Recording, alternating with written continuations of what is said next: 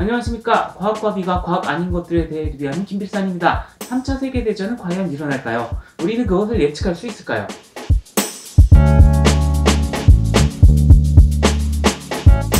미국의 옐로스톤 국립공원은 원래 자연적으로도 번개나 건조한 날씨에 산불이 자주 일어나는 지역입니다.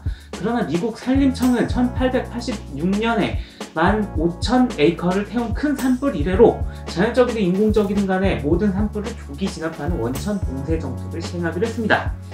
이 정책으로 인해 자연적으로 일어났던 모든 산불들이 초기에 성공적으로 진압되었고, 원래 산불로 인해 사라졌어야 했던 산림이 풍성해졌습니다. 1988년 대수롭지 않은 작은 산불이 일어났습니다. 일반적인 산불처럼 초기에 진압을 완료한 미국 산림청은 안심하고 퇴근했으나 발견되지 못한 불씨가 다시 살아났고, 인간의 진압을 피해간 산불은 급속도로 커져 대재앙이 일어나고 말았습니다. 이 산불은 무려 150만 에이커를 태우고서야 겨우 진압되었습니다.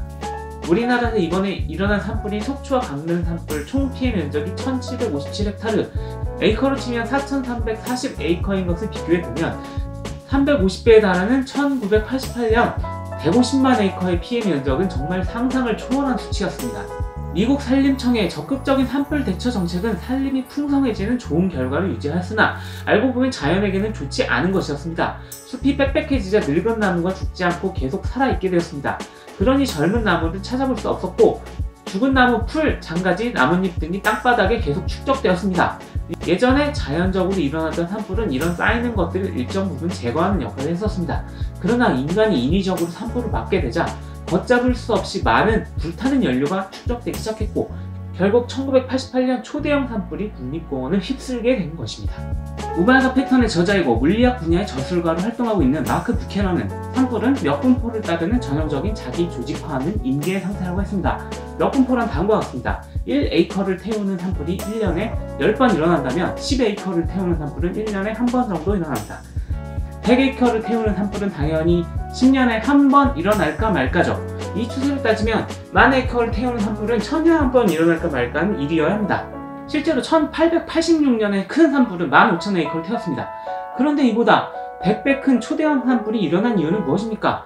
150만 에이커를 태운 산불은 10만 년에 한 번 일어날까 말까는 일이어야 합니다. 그 어마어마하게 작은 확률의 산불이 우리 시대에 일어나는 이유는 무엇입니까? 마크 뷰캐넌의 말에 따르면 인위적 산불 조정 정책이 산림에 자연적이지 않은 특이 상태를 초래했고, 그 이상한 상태의 산림은 10만 년에 한 번 일어날까 말까한 산불이 쉽게 일어날 수 있는 환경을 조성했다는 것입니다. 산불이 확산되는 과정에서 산불이 크게 번질 것이냐 아니냐 하는 것은 땅에 쌓인 나뭇잎과 죽은 나무, 나무들의 젊고 늙은 상태, 나무들의 빽빽한 상태 등에 좌우됩니다. 이 복잡한 시스템은 쉽게 수치할 수도 없고 상태를 정밀하게 조사할 수도 없습니다. 다만 산불이 일어나는 정도를 통계로 조사해보니 그 규모와 빈도에 몇 분포라는 신비한 법칙이 지배하고 있더라 하는 것을 발견한 것입니다. 인간 사이에도 비슷한 일이 일어납니다.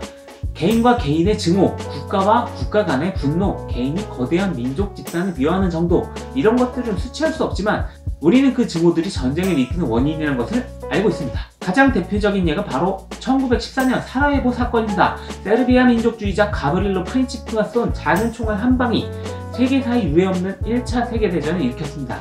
물론 이 세계대전이 원인이 되어 2차 세계대전 또한 일어나게 되었습니다. 만약 가브릴로 프린치프가 총알을 쏘지 않았거나 총알이 빗나갔거나 한다면 우리는 1차 세계대전과 2차 세계대전을 겪지 않을 수 있었을까요? 그것은 아무도 모릅니다. 물리학자들이 찾아낸 전쟁의 몇 분포에 의하면 1차 세계대전과 2차 세계대전은 단지 몇 분포의 법칙에 매우 잘 들어맞는 하나의 사건일 뿐입니다. 법칙을 넘어선 1988년 초대형 산불보다는 1886년 법칙하에 있는 규모가 컸던 산불에 가깝습니다.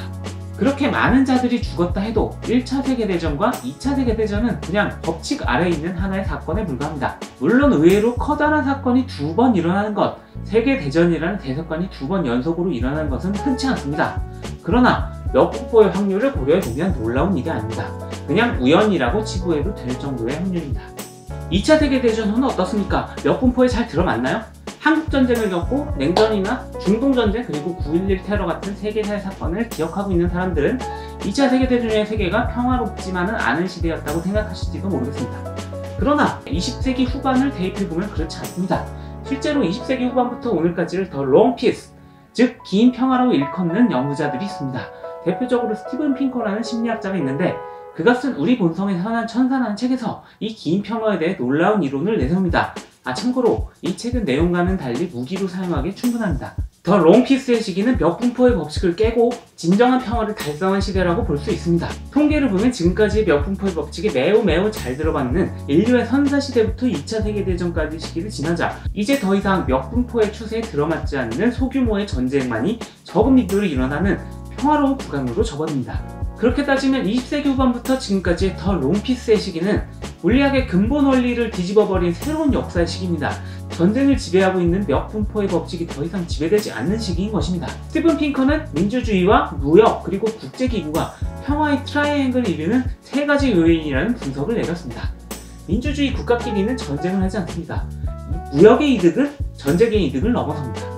그리고 국제기구의 가입은 국가 간 정쟁 요소를 잘 제거하는 본래의 의무를 잘 수행합니다. 그러므로 이 세 가지 요인이 갖춰진 세계는 몇 분포의 법칙을 깨버리고 평화로운 역사를 만들어 나갈 것입니다. 여러분은 어떻게 생각하십니까? 누구든 3차 세계대전이 일어날지 일어나지 않을지를 예상하기 쉽지 않습니다. 역사가든 물리학자든 간에요. 하물로 저 같은 뭣도 아닌 사람은 어떻겠습니까? 그러나 저는 마크 뷰캐넌도 스티븐 핑커도 예측하지 못한 과감한 예측을 해보겠습니다. 민주주의와 무역, 국제기구는 전쟁을 없애기보다는 미루고 있습니다.